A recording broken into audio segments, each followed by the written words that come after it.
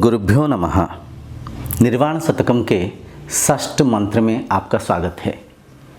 हम निर्वाण शतकम के मंत्रों के माध्यम से स्वाध्याय करते हुए स्वयं के आत्म तत्व को, नित्य पदार्थ को समझने के प्रयत्न कर रहे हैं। इस प्रयास में निर्वाण शतकम के 5 मंत्रों की गहरी अर्थ को चर्चा करके हम समझ चुके हैं। अगर आप नहीं देखे होंगे, विधिवत मंत्र संख्या 1, 2, 3, 4, 5 को देखने के बाद श्लोक संख्या 6 को देखिए, ताकि ये गहरी चर्चा को सहज भाव से, सरलता से आप समझ पाएंगे। आइए सबसे पहले हम मंत्रोच्चारण करेंगे। मंत्र के उस गहरी अर्थों के माध्यम से स्वाध्याय करके हम समझेंगे, मैं आत्मा कैसे हूँ, मैं अविनाशी कैसे हूँ, मैं इस संसार, शरीर, इंद्रियों की, मन की आधार कैसे हूँ। आइए मंत्र उच्चारण करेंगे। निर्वाण शतकम की 6ठा मंत्र इस प्रकार है। अहम निर्विकल्पो निराकार रूपो विभुत्वा च सर्वत्र सर्वेन्द्रियाणं न च संगतं नैव मुक्ति न मेया चिदानन्दरूपं शिवोऽहं शिवोऽहं शिवोऽहं शिवोऽहं शिवोऽहं शिवोऽहं। यहाँ पे बोला जा रहा है अहम निर्विकल्पो। अहम मतलब क्या? मैं मतलब क्या? वह आत्म तत्व को, आपके स्वयं के सत सत्ता को समझा जा रहा है। अहम निर्विकल्पो, मैं निर्विकल्प हूँ। सबसे पहले समझिए विकल्प क्या है। जब एक से अधिक कोई पदार्थ, कोई वस्तु होता है तो उसे हम विकल्प बोलते हैं। उदाहरण के तौर पे हम चावल को खाते हैं, अन्न में चावल को खाते हैं, तो चावल के विकल्प में रोटी है, रोटी भी खा सकते हैं। हम पकी हुई खाना को भी खा सकते हैं, या तो विकल्प में कोई फल को भी खा सकते हैं।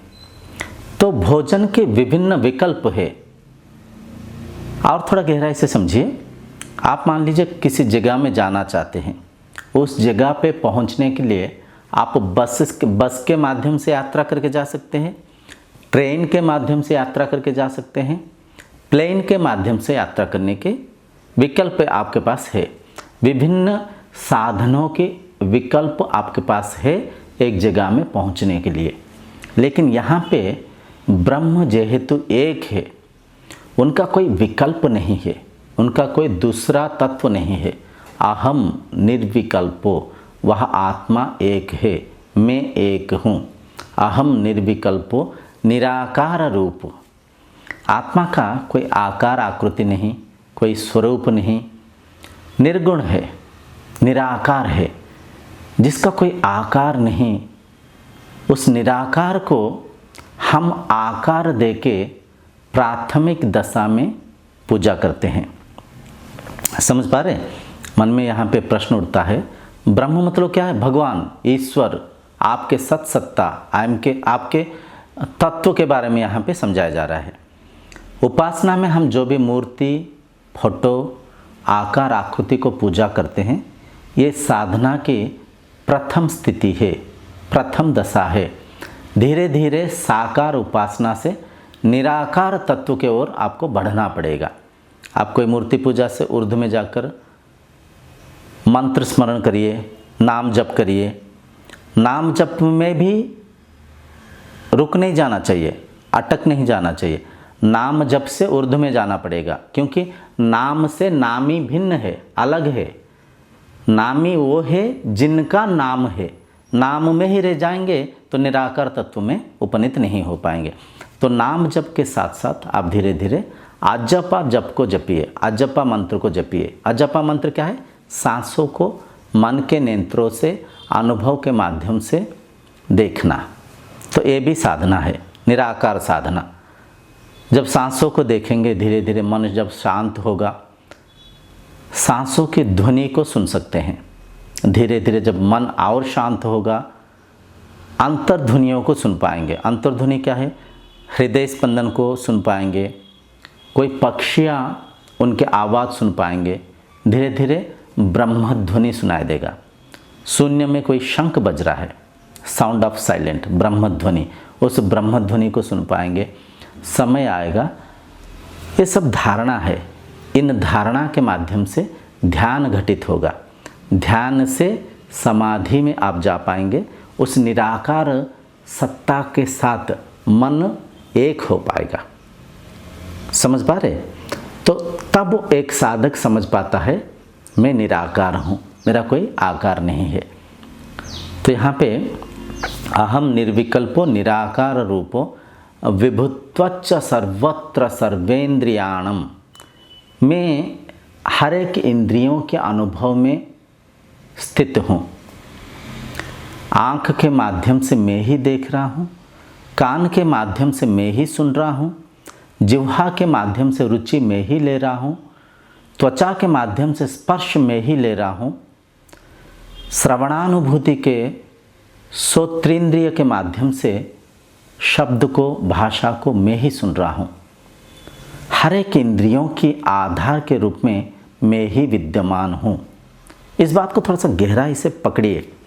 आँख के माध्यम से दृश्य प्रपंच को मन में हम अनुभव करते हैं। ये तमाम शब्दों को कर्नेंद्रिय के माध्यम से मन में इस भाषा को आप परख पाते हैं, समझ पाते हैं। जिह्वा के माध्यम से मीठा, खट्टा, तीखा, कड़वा, इन तमाम रुचि को मन में आप परख पाते हैं। समझ पा रहे? तो भौतिक स्तर में, बहिर्मुखी स्तर में, इंद्रियों में और इंद्रियों के अनुभव में भेद है। समझ पा रहे? आँख कान से अलग दिखता है, जिह्वा नासिका से अलग दिखता है, परंतु अनुभव के तल पे सब एक है। दृश्य को देखने की अनुभव जैसे मन का एक अनुभव है, श्रवणेंद्रिय के माध्यम से सुनना भी मन में एक अनुभव ही है, चखना भी एक अनुभव ही है, स्पर्श लेना, घ्राणानुभूति भी मन के ही एक विचार है, मन के ही एक अनुभव है। समझ पा रहे? तो हर एक अनुभव को मन के माध्यम से वह ब्रह्म ही देख रहे हैं। और थोड़ा गहराई से समझिए। ब्रह्म के आधार से प्राण शक्ति परिचालन होता है। प्राण शक्ति के आधार से मन मनन कर पाता है, मन परिचालन हो पाता है। मन के भी साक्षी, मन के भी दृष्टा ब्रह्म ही है। मन के माध्यम से इंद्रियों के अनुभव को हम अनुभव कर पाते हैं। इंद्रियों की सहायता से शरीर संसार में परिचालन हो रहा है। तो संसार, शरीर, इंद्रियां, मन के जो साक्षी है, मन के जो दृष्टा है, वह ब्रह्म है। ब्रह्म के बिना प्राण शक्ति परिचालन नहीं हो पाएगा। ब्रह्म के बिना मन मनन नहीं कर पाएगा।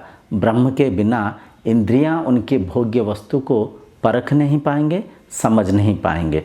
तो ब्रह्म जेहेतु आधार है, हर एक इंद्रियों के अनुभव में वह ब्रह्म ही है, वह ब्रह्म ही देख रहे। नचा संगतम नैव मुक्ति न मेया, सारे इंद्रियों के अनुभव में वह ब्रह्म ही है।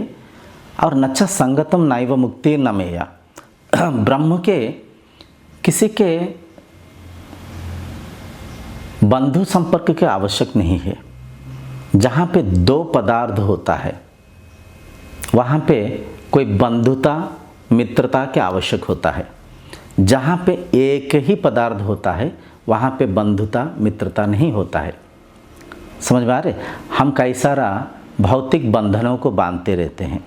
ये मेरे भाई है, ये मेरे बहन है, ये पति है, ये पत्नी है, ये हमारे बच्चे हैं, ये हमारे माता पिता है।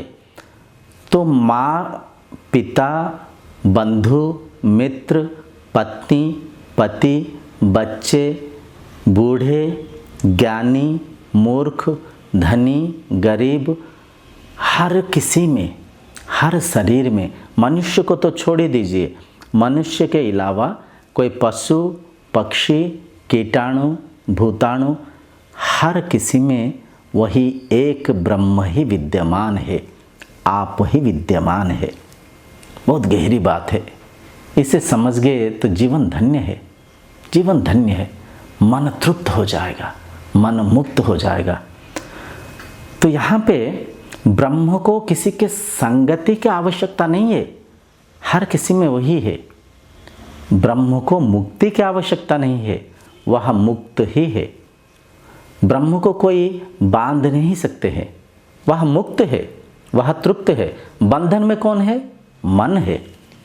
मन ब्रह्म ज्ञान के अभाव से, सत्संग के अभाव से मन स्वयं को देह मान रखा है, स्वयं को सीमित मान रखा है, स्वयं को शरीर मान रखा है। जब ब्रह्म तत्व को मन समझ नहीं पाता है, मन के तल पे मन अविद्या में बंधा हुआ है। मन जब हर दिन साधना करेगा, इन गहरी बातों को परखते हुए समझ पाएगा, मन जब साधना में धारणा करेगा, ध्यानस्थ हो पाएगा, समाधि में जा पाएगा, मन के चतुर्थ अवस्था जिसे कि हम तुरीय अवस्था बोलते हैं, मन के जागृत अवस्था, स्वप्न अवस्था, सुषुप्ति अवस्था के ऊर्ध्व में जो तुरीय अवस्था है, उस अवस्था में मन जब पहुंच पाएगा, मन इस सत्य को समझ पाएगा, मैं एक ही हूँ, मैं मुक्त था, मैं मुक्त हूँ, मैं मुक्त ही रहूँगा। आत्मा रूपी मुझे कोई बांध ही नहीं सकते हैं, क्योंकि मैं पंचभूतों की आधार हूँ, पंचभूतों की परे हूँ। समझ पा रहे कितना गहरी बात। तो यहाँ पे निर्वाण शतकम की छठा मंत्र संपन्न होता है। इस मंत्र के तात्पर्य,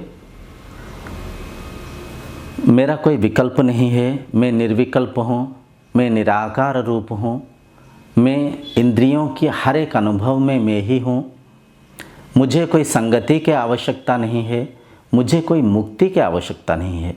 मैं मुक्त हूँ, मैं तृप्त हूँ, मैं अजर हूँ, मैं अमर हूँ, मैं अविनाशी हूँ, मैं संसार के हर एक भौतिक वस्तु पदार्थ के आधार हूँ। जैसे मान लीजिए एक व्यक्ति सपना देख रहे हैं, सपना देखते हुए वह व्यक्ति सपना में जो भी चल रहा है हर एक दृश्य को देख रहे हैं, सपने में खुद को भी देख रहे हैं, परंतु वह व्यक्ति सपने में इस कदर खोए हुए हैं, वो स्वयं को पहचान नहीं पा रहे हैं। स्वप्न संसार उसी व्यक्ति के मन में ही परिचालन हो रहा है, इस बात को पकड़ नहीं पा रहे हैं, परख नहीं पा रहे हैं। स्वप्न को सत्य मान के सपने के उस संसार में रो रहे हैं, हंस रहे हैं, तड़प रहे हैं, गिड़गिड़ा रहे हैं। लेकिन जब उस व्यक्ति निद्रावस्था से जागृत अवस्था में आएगा, वह व्यक्ति जब निद्रा से जागृत अवस्था में आएंगे, उस स्वप्न को परख पाएंगे, समझ पाएंगे। सपना में जो कुछ भी मैं देख रहा था, हर एक घर, बंगला, कार, गाड़ी, शत्रु, मित्र, पशु, पक्षी, हर एक कण कणिका में ही था। कारण स्वप्न मुझ में प्रतिबिंबित हो रहा था। मेरे मन में मन का ही वृत्ति स्वप्न के रूप में चल रहा था। मैं मन के साक्षी के रूप में, मन के दृष्टा के भाव में सोई हुई उस मस्तिष्क की वृत्ति को जेहेतु मैं ही साक्षी भाव से देख रहा था, सपना जेहेतु मुझ में चल रहा था, सपना में जो भी पाया, जो भी खोया, भला बुरा सब कुछ मैं ही हूँ।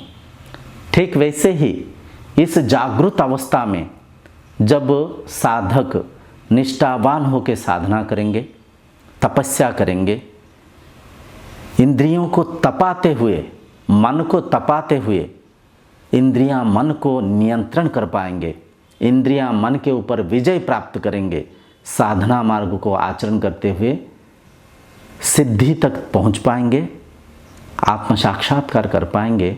उस अवस्था में साधक समझ पाते हैं इस संसार में जो भी देख रहा हूँ, भला बुरा जो भी पाया, जो भी खोया, सब कुछ मैं ही हूँ, सब कुछ मेरा ही है, मेरा नहीं मैं ही हूँ।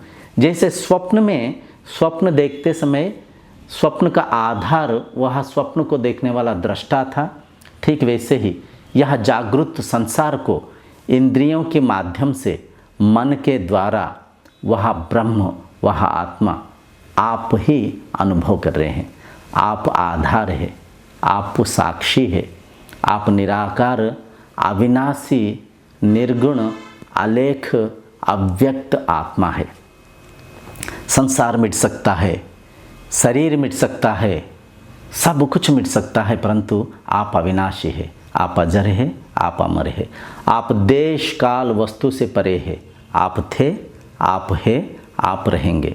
आप शांति स्वरूप है, आप आत्मा स्वरूप है, आप शिव तत्व है।